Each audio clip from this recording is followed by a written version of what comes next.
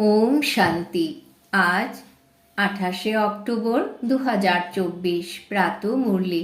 বাবাজ বলেছেন, মিষ্টি বাচ্চারা, সদ্গুরুর প্রথম শ্রীমত হল দেহি অভিমানী হও, দেহ অভিমান পরিত্যাগ করো। আজকের মুরলির প্রশ্ন, বাচ্চারা তোমরা এই সময় কোন ইচ্ছা চাহিদায় রাখতে পারো না, কেন? উত্তর, কারণ তোমরা হলে বানপ্রস্থি। তোমরা জানো যে এই চোখ দিয়ে যা কিছু দেখছি সে সবই বিনাশ হয়ে যাবে। এখন তোমাদের কিছুই চাহিদা নেই, সম্পূর্ণরূপে বেগার হতে হবে। যদি এমন কোনো দামি জিনিস পরিধান করো তবে তা আকর্ষণ করবে, পুনরায় দেহ অভিমানে আবদ্ধ হয়ে পড়বে। এতেই পরিশ্রম রয়েছে। যখন পরিশ্রম করে সম্পূর্ণ দেহি অভিমানী হবে তখন বিশ্বের রাজত্ব পাবে। ওম শান্তি। এই যে 15 মিনিট বা আধা ঘন্টা বাচ্চারা বসে রয়েছে, বাবাও 15 মিনিটের জন্য বসান। কারণ হলো এটাই যে নিজেকে আত্মা নিশ্চয় করে বাবাকে স্মরণ করো। এই শিক্ষা একবারই পাওয়া যায়, পুনরায় আর কখনো পাওয়া যাবে না। সত্যযুগে এভাবে বলবে না যে আত্ম অভিমানী হয়ে বসো। এ কথা একমাত্র সদ্গুরুই বলেন, অর্থাৎ ওনার উদ্দেশ্যেই বলা হয়। একমাত্র সদ্গুরুর সঙ্গে স্বর্গবাস, আর সব সঙ্গে নরকবাস বা ডুবে যাওয়া। এখানে এক পিতাই তোমাদের দেহি অভিমানী বানান, কারণ তিনি নিজেই তো দেহি, তাই না? বোঝাবার জন্য বলেন, আমি সকল আত্মাদের পিতা। ওনার তো অশরীরী অর্থাৎ আত্মা হয়ে বাবাকে অর্থাৎ নিজেকে স্মরণ করার প্রয়োজন নেই। স্মরণও তারাই করবে যারা আদি সনাতন দেবী দেবতা ধর্মের হবে। এমন তো অনেকেই হয়, কিন্তু পুরুষার্থের নম্বরের ক্রমানুসারে। এই অতি বোঝবার মতো এবং বোঝাবার মতো বিষয়। পরম পিতা পরমাত্মা তোমাদের পিতাও, আবার তিনি নলেজফুলও। আত্মাতেই জ্ঞান থাকে, তাই না? তোমাদের আত্মা সংস্কার নিয়ে যায়। বাবার মধ্যে প্রথম থেকেই সংস্কার থাকে। তিনি পিতা, এ কথা তো সকলেই মানে। এছাড়া ওনার মধ্যে দ্বিতীয় আরেকটি গুণ রয়েছে যে ওনার মধ্যেও রিলিজিয়াস নলেজ অর্থাৎ সত্য জ্ঞান। বাবা বলেছেন ওনার মধ্যে অরিজিনাল নলেজ অর্থাৎ সত্য জ্ঞান রয়েছে। তিনি বীজ স্বরূপ। বাবা যেমন বসে বসে তোমাদেরকে বোঝান, ঠিক তেমনি তোমাদেরও অন্যদের বোঝাতে হবে। বাবা মনুষ্য সৃষ্টির বীজ রূপ। তিনিই সত্য চৈতন্য নলেজফুল। ওনার মধ্যেই এই সমগ্র সৃষ্টিরূপী কল্পবৃক্ষের ঝাড় রয়েছে। আর কারোর এই বৃক্ষের নলেজ নেই। বৃক্ষের বীজ হলেন বাবা, যাকে পরম পিতা পরমাত্মা বলা হয়। যেমন আম গাছ এর অর্থাৎ আম গাছের সৃষ্টি তো বীজকেই বলা হবে, তাই না? তাহলে এ বীজ হয়ে গেল বাবা, বৃক্ষের সৃষ্টিকর্তা। কিন্তু ওটা হলো জড়। যদি চৈতন্য হতো তবে তো এই বৃক্ষ জানতো, তাই না, যে আমার থেকে বৃক্ষের সৃষ্টি কিভাবে হয়। কিন্তু ওটা হলো জড় বীজ, যার বীজ নিচে বপন করা হয়। আর এ হলো চৈতন্য বীজ স্বরূপ। এই বীজ থাকে ওপরে। তোমরাও মাস্টার বীজরূপ হয়ে যাও। বাবার কাছ থেকে তোমরা নলেজ পাও। তিনি হলেন সর্বোচ্চ। তোমরা পদ উচ্চ প্রাপ্ত করো। স্বর্গে তো উচ্চ পদ চাই, তাই না? এ কথা মানুষ জানে না। স্বর্গে দেবী দেবতাদের রাজধানী থাকে। রাজধানীতে রাজা রানী প্রজা ধনী গরিব ইত্যাদি এসব পদ কিভাবে হবে? এখন তোমরা জানো যে আদি সনাতন দেবী দেবতা ধর্মের স্থাপনা কিভাবে হচ্ছে, কে করছেন? ভগবান। আবার বাবা বলেন যে বাছা, যা কিছু হচ্ছে তা ড্রামার প্ল্যান অনুসারে। সকলেই ড্রামার বসে, অর্থাৎ ড্রামার প্ল্যানে আবদ্ধ। বাবা বলেন, আমিও ড্রামার বসে, আমারও ড্রামায় পার্ট রয়েছে, আমি সেই পার্টই প্লে করি। তিনি হলেন সুপ্রিম আত্মা, ওনাকে পরম পিতা বলা হয়, আর সকলকে বলা হয় ব্রাদার্স, আর কাউকে ফাদার, টিচার, গুরু বলা হয় না। তিনি সকলেরই পরম পিতা, শিক্ষক এবং সদ্গুরু। এ কথা ভুলে যাওয়া উচিত নয়, কিন্তু কিছু বাচ্চারা ভুলে যায়, কারণ পুরুষার্থের নম্বরের ক্রমানুসারে রাজধানী স্থাপন হচ্ছে। প্রত্যেকে যেমন পুরুষার্থ করে তা শীঘ্রই স্পষ্টভাবে জানতে পারা যায়।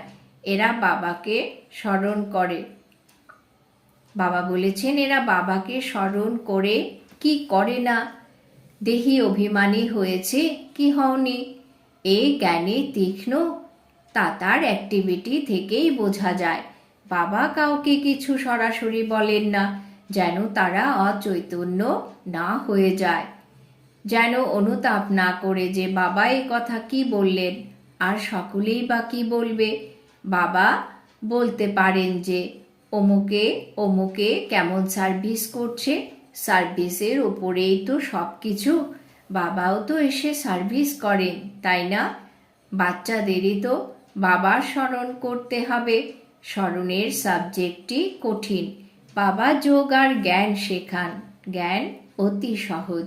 স্মরণেই তো অনুত্তীর্ণ হয়, দেহ অভিমান চলে আসে, তখন এই চাই, এই ভালো জিনিসটা চাই, এমন এমন চিন্তা ভাবনা আসে। বাবা বলেন, এখানে তো তোমরা বনবাসে রয়েছ, তাই না? তোমাদের এখন বানপ্রস্থে যেতে হবে, তাই এমন কোনো জিনিসই তোমরা পরিধান করতে পারো না যেটা দামি। তোমরা তো বনবাসে রয়েছ, তাই না? যদি এমন কোনো পার্থিব বস্তুর থাকে তবে তা আকর্ষণ করবে, এমনকি শরীরও আকর্ষণ করবে, মুহূর্তে মুহূর্তে দেহ অভিমানে নিয়ে আসবে। এতে পরিশ্রম আছে। পরিশ্রম ব্যতীত বিশ্বের রাজত্ব কি পাওয়া যাবে? না, পাওয়া যাবে না। পরিশ্রম তো পুরুষার্থের নম্বরের ক্রমানুসারে প্রতি কল্পে করে এসেছ, এখনো করছো। রেজাল্টের প্রত্যক্ষতাও হতে থাকবে। স্কুলেও যেমন নম্বরের ক্রমানুসারে ট্রান্সফার হয়, শিক্ষক বুঝতে পারে যে অমুকে ভালো পরিশ্রম করেছে, এর পড়াবার শখ আছে, এমনই মনে ফিলিং হয়। সেখানে তারা এক ক্লাস থেকে ট্রান্সফার হয়ে দ্বিতীয় ক্লাসে, আবার তৃতীয়তে চলে যায়। এখানে একবারই পড়তে হয়। পরে যখন তোমরা যত এগিয়ে যেতে থাকবে ততই সব কিছু জানতে পারবে। অনেক পরিশ্রম করতে হয়, অবশ্যই উচ্চপদ প্রাপ্ত করবে। এ কথা তো জানে যে কেউ রাজা রানী হয়, কেউ কেউ অন্য কিছু হয়ে যায়, প্রজাও অনেক হয়। সব কিছু তাদের অ্যাক্টিভিটির দ্বারা বোঝা যায়। এরা কত দেহি অভিমানে থাকে। বাবা বলেছেন, এদের সঙ্গে বাবার কতটা ভালোবাসা রয়েছে। বাবার সঙ্গেই তো প্রেম থাকা উচিত, তাই না? ভাইয়েদের সঙ্গে নয়। ভাইয়েদের ভালোবাসা থেকে কিছু প্রাপ্ত হয় না। সকলেই একই পিতার থেকে উত্তরাধিকার পাবে। বাবা বলেন, বাচ্চারা নিজেকে আত্মা নিশ্চয় করে আমাকে অর্থাৎ বাবাকে স্মরণ করো, তবেই তোমাদের পাপ খণ্ডন হবে। মুখ্য কথাই হলো এটা, স্মরণের দ্বারাই শক্তি প্রাপ্ত করবে। দিনে দিনে ব্যাটারি চার্জ হতে থাকবে, কারণ জ্ঞানের ধারণা হতে থাকে, তাই না? তীর নিশানায় বিদ্ধ হতে থাকে। দিনে দিনে তোমাদের উন্নতি পুরুষার্থের নম্বর অনুসারে হতে থাকে। ইনিই একমাত্র বাবা, শিক্ষক, সদ্গুরু, যিনি দেহি অভিমানী হওয়ার শিক্ষা দেন, আর কেউ দিতে পারে না। আর সকলে হলো দেহ অভিমানী। আত্ম অভিমানীর নলেজ কেউ পায় না। কোনো মানুষ একাধারে বাবা, শিক্ষক, গুরু হতে পারে না। প্রত্যেকেই নিজের নিজের পার্ট প্লে করে। তোমরা সাক্ষী হয়ে দেখো, সম্পূর্ণ নাটকই তোমাদের সাক্ষী দ্রষ্টা হয়ে দেখতে হবে, অভিনয়ও করতে হবে। বাবা হলেন ক্রিয়েটার, ডাইরেক্টর, অ্যাক্টর। শিব বাবা এসে নিজের পার্ট প্লে করেন। তিনি তো সকলের পিতা, তাই না?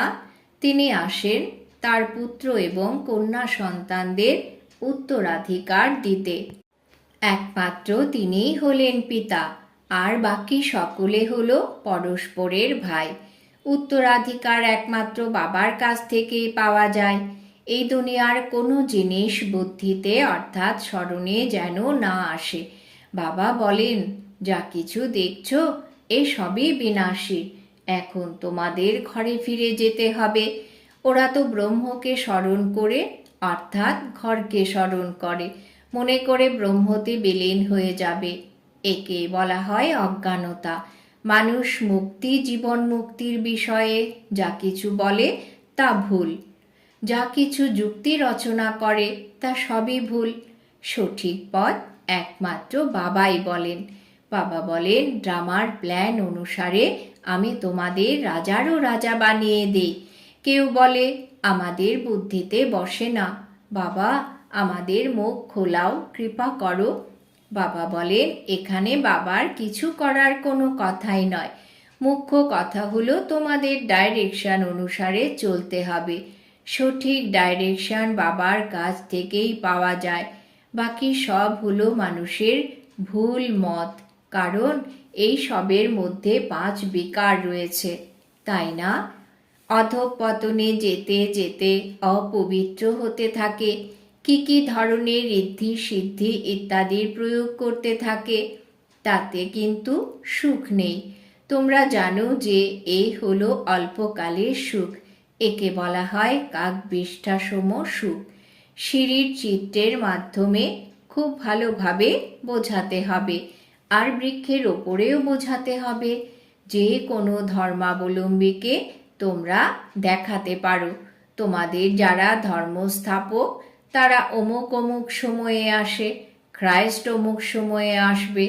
যারা অন্যান্য ধর্মে কনভার্ট হয়ে গেছে তাদের এই ধর্ম ভালো লাগবে, তৎক্ষণাৎ তারা বেরিয়ে আসবে। এছাড়া অন্য কারোর ভালো লাগবে না। তাহলে তারা পুরুষার্থ করবে কিভাবে? মানুষ মানুষকে ফাঁসি কাঠে ঝোলায়। তোমাদের একমাত্র বাবার স্মরণেই থাকতে হবে। এ হলো অতি মিষ্টি মধুর ফাঁসি। আত্মার বুদ্ধিযোগ বাবার দিকেই থাকে। আত্মাকে বলা হয় বাবাকে স্মরণ করো। এ হলো স্মরণের ফাঁসি। বাবা তো ওপরে থাকেন, তাই না? তোমরা জানো যে আমরা হলাম আত্মা। আমাদের বাবাকেই স্মরণ করতে হবে। এই শরীর এখানেই ত্যাগ করতে হবে। তোমাদের মধ্যে সম্পূর্ণ জ্ঞান রয়েছে। তোমরা এখানে বসে কি করছো? বাণীর ঊর্ধ্বে যাওয়ার জন্য তোমরা পুরুষার্থ করো। বাবা বলেন, সকলকেই আমার কাছে আসতে হবে, তবে তো তিনি হলেন কালেরও কাল, তাই না? ওই কাল অর্থাৎ মৃত্যু তো একজনকে নিয়ে যায়। সেই কাল বলেও কেউ নেই যে এসে নিয়ে যায়। এই ড্রামায় নির্ধারিত হয়েই রয়েছে। আত্মা সময় হলে নিজে থেকেই চলে যায়। এই বাবা সকল আত্মাদেরকেই নিয়ে যাবেন। তোমাদের সকলের বুদ্ধিযোগ এখন নিজেদের ঘরে ফিরে যাওয়ার দিকেই রয়েছে। শরীর ত্যাগ করাকে মৃত্যু বলা হয়। শরীর শেষ হয়ে গেছে, তাই আত্মা চলে গেছে। বাবাকে ডাকাও হয় এই জন্য যে বাবা এসে আমাদের এই সৃষ্টির থেকে নিয়ে যাও। এখানে আমরা থাকবো না। ড্রামার প্ল্যান অনুসারে এখন ফিরে যেতে হবে। তারা বলে, বাবা, এখানে অপার দুঃখ রয়েছে, এখন এখানে থাকতে চাই না। এ অতি অপবিত্র ছি দুনিয়া। মরতে তো অবশ্যই হবে। সকলেরই এখন বানপ্রস্থ অবস্থা। এখন বাণীর ঊর্ধ্বে যেতে হবে। তোমাদেরকে কোনো কাল গ্রাস করবে না। তোমরা তো খুশিপূর্বক যাও। শাস্ত্রাদি যা কিছু আছে তা সবই হলো ভক্তি মার্গের।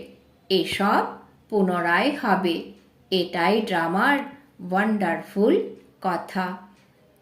এসব টেপ, ঘড়ি যা কিছু এই সময় দেখছো, এসব পুনরায় হবে, এতে বিভ্রান্ত হওয়ার মতন কিছু নেই। ওয়ার্ল্ডের হিস্ট্রি, জিওগ্রাফি রিপিটেড, অর্থাৎ বাবা বলেছেন ওয়ার্ল্ডের হিস্ট্রি, জিওগ্রাফি রিপিটের অর্থই হলো তার হুবহু রিপিট। তোমরা এখন জানো আমরা পুনরায় শূদ্র, বৈশ্য, ক্ষত্রিয়, ব্রাহ্মণ থেকে দেবী দেবতা হচ্ছি। এমনই আবার 5000 বছর পর হব। এর থেকে এতটুকু পৃথক কিছু মনে হতে পারে না। এসব বোঝার মতো বিষয়। তোমরা জানো তিনি অসীম জগতের পিতা ও টিচার, সদ্গুরু। এমন কোনো মানুষ হতে পারে না। ওনাকে তোমরা বাবা বলো, এনাকে প্রজাপিতা ব্রহ্মা বলো। ইনিও বলেন তোমরা আমার কাছ থেকে উত্তরাধিকার পাবে না। বাপু গান্ধীজিও প্রজাপিতা ছিলেন না, তাই না? বাবা বলেন এই কথায় তোমরা বিভ্রান্ত হয়ো না। তাদেরকে বলো যে আমরা ব্রহ্মাকে ভগবান বা দেবতা ইত্যাদি বলিই না। বাবা বলেছেন এনার অনেক জন্মের অন্তিমে বানপ্রস্থ অবস্থায় আমি এনার মধ্যে প্রবেশ করি সমগ্র বিশ্বকে পবিত্র করার জন্য। বৃক্ষেও দেখায়, দেখো একদম পেছনে দাঁড়িয়ে রয়েছে। এখন সকলেই তমপ্রধান জর্জরিত অবস্থায় রয়েছে, তাই না? ইনিও তমপ্রধান হয়েই দাঁড়িয়ে রয়েছেন। সেই রকমই ফিচার্স এনার মধ্যে বাবা প্রবেশ করে এনার নাম রাখেন ব্রহ্মা। তা না হলে তোমরা বলো ব্রহ্মার নাম কোথা থেকে এলো? ইনি হলেন পতিত, উনি হলেন পবিত্র। ওই পবিত্র দেবতারাই পুনরায় 84 জন্ম নিয়ে পতিত মানুষ হয়ে যায়। ইনিও অর্থাৎ ব্রহ্মাও মানুষ থেকে দেবতায় পরিণত হবেন। মানুষ থেকে দেবতায় পরিণত করো, এ তো পরিণত করা, এ তো বাবারই কাজ। এসব অতি ওয়ান্ডারফুল, বোঝার মতন বিষয়। ইনি উনি অর্থাৎ ব্রহ্মাই বিষ্ণু হন মাত্র 1 সেকেন্ডে। উনি 84 জন্ম নিয়ে পুনরায় ব্রহ্মা হন। এনার মধ্যে বাবা প্রবেশ করে বসে পড়ান, তোমরাও পড়ো। এনাদেরও তো কুল রয়েছে। লক্ষ্মীনারায়ণ রাধাকৃষ্ণের মন্দির আছে, কিন্তু এ কথা কেউ জানে না যে প্রথমে রাধাকৃষ্ণ হলো প্রিন্স প্রিন্সেস, যারা পরে লক্ষ্মীনারায়ণ হয়। ইনি বেগার তথা প্রিন্স হবেন, প্রিন্স থেকে আবার বেগারে পরিণত হয়। কত সহজ কথা। 84 জন্মের কাহিনী এই 2 চিত্রতে রয়েছে। ইনি অর্থাৎ ব্রহ্মাই বিষ্ণু হয়ে যান, তারা হলেন যুগল, তাই 4 ভুজা দেওয়া হয়েছে। এটাই প্রবৃত্তি মার্গ, তাই না? এক সদ্গুরুই তোমাদের পার করে দেন। বাবা কত ভালোভাবে বোঝান। আবার দৈবী গুণও ধারণ করা চাই। স্ত্রীদের বিষয়ে স্বামীদের বা স্বামীদের বিষয়ে স্ত্রীদের যদি জিজ্ঞাসা করা হয়, তাহলে তৎক্ষণাৎ পরস্পরের কমজোরি বা খুঁত বের করে দেবে। এই বিষয়ে হয় তারা বলবে এ আমাকে বিরক্ত করে, অথবা এই কথা বলবে আমরা দুজনেই সঠিকভাবে চলি। আর তা না হলে বলবে কেউ কাউকে বিরক্ত করি না, দুজনেই পরস্পরের সাহায্যকারী সাথী হয়ে চলি। কেউ কেউ আবার পরস্পরকে অধঃপতনে নিয়ে যাওয়ার চেষ্টা করে। বাবা বলেন এখানে স্বভাবকে পরিবর্তন করতে হবে। ওসব হলো আসুরি স্বভাব, দেবতাদের হয় দৈবী স্বভাব। এই সবই তোমরা জানো। অসুরদের আর দেবতাদের যুদ্ধ কখনোই হয়নি। পুরনো দুনিয়া আর নতুন দুনিয়া পরস্পরের মধ্যে মিলন কিভাবে হতে পারে? বাবা বলেন অতীতে যা কিছু ঘটে গেছে সেগুলোকে বসে লিখেছে, ওগুলোকে গল্প কথা বলা হয়। উৎসবাদি সবই এখানকার দাপট থেকে পালন করা হয়, সত্যযুগে পালন করা হয় না। এসব বুদ্ধির দ্বারা বোঝার মতন বিষয়। দেহ অভিমানের কারণে বাচ্চারা অনেক পয়েন্টস ভুলে যায়। জ্ঞান অতি সহজ, 7 দিনেই সমগ্র জ্ঞান ধারণ করা যেতে পারে। প্রথমে অ্যাটেনশন চাই স্মরণের যাত্রায়। আচ্ছা, মিষ্টি মিষ্টি হারানিধি বাচ্চাদের প্রতি মাতা পিতা বাপদাদার স্মরণের স্নেহ সুমন আর সুপ্রভাত। আত্মাদের পিতা তার আত্মারূপী বাচ্চাদেরকে জানাচ্ছেন নমস্কার। আমরা আত্মারূপী বাচ্চারা আমাদের মাতা পিতা বাপ দাদাকে জানাই স্মরণের স্নেহ সুমন সুপ্রভাত নমস্কার। ধারণার জন্যে মুখ্য সার। 1 নম্বর, এই অসীম জগতের নাটকে অ্যাক্ট করতে করতে সম্পূর্ণ নাটককে সাক্ষী হয়ে দেখতে হবে। এতে বিভ্রান্ত হয়ে পড়ো না। এই দুনিয়ার কোনো বস্তু দেখলেও বুদ্ধির মাধ্যমে যেন তা স্মরণে না আসে। 2 নম্বর, নিজের আসুরি স্বভাবকে পরিবর্তন করে দৈবী স্বভাব ধারণ করতে হবে। পরস্পরের সাহায্যকারী হয়ে চলতে হবে, কাউকে বিরক্ত করা উচিত নয়। বরদান। বাবা আজ বরদান দিয়েছেন, নিজের মধ্যে সর্বশক্তিকে ইমার্জ রূপে অনুভবকারী সর্বসিদ্ধি স্বরূপ ভব। নিজের মধ্যে সর্বশক্তিকে ইমার্জ রূপে অনুভবকারী সর্বসিদ্ধি স্বরূপ ভব। ব্যাখ্যা। লৌকিকে কারোর কাছে কোনো বিষয়ের শক্তি থাকে, ধনের শক্তি হতে পারে, বুদ্ধির সম্বন্ধ সম্পর্কের। তো তার এই নিশ্চয় থাকে যে এটা কি বড় ব্যাপার, সে শক্তির আধারে সিদ্ধি প্রাপ্ত করে নেয়। তোমাদের কাছে তো সকল শক্তিই রয়েছে, অবিনাশী ধনের শক্তি সর্বদা সাথেই রয়েছে, বুদ্ধির শক্তিও রয়েছে, তো পজিশনের শক্তি রয়েছে, সর্বশক্তি তোমাদের মধ্যে রয়েছে। এগুলোকে কেবল এমার্জ রূপে অনুভব করো, তো সময় মতো বিধির দ্বারা সিদ্ধি প্রাপ্ত করে সিদ্ধি স্বরূপ হয়ে যাবে। স্লোগান। মনকে প্রভুর আমানত মনে করে তাকে সর্বদা শ্রেষ্ঠ কাজে লাগাও। মনকে প্রভুর আমানত মনে করে তাকে সর্বদা শ্রেষ্ঠ কাজে লাগাও। আজকের সমান আমি সর্বসিদ্ধি স্বরূপ আত্মা। ওম শান্তি।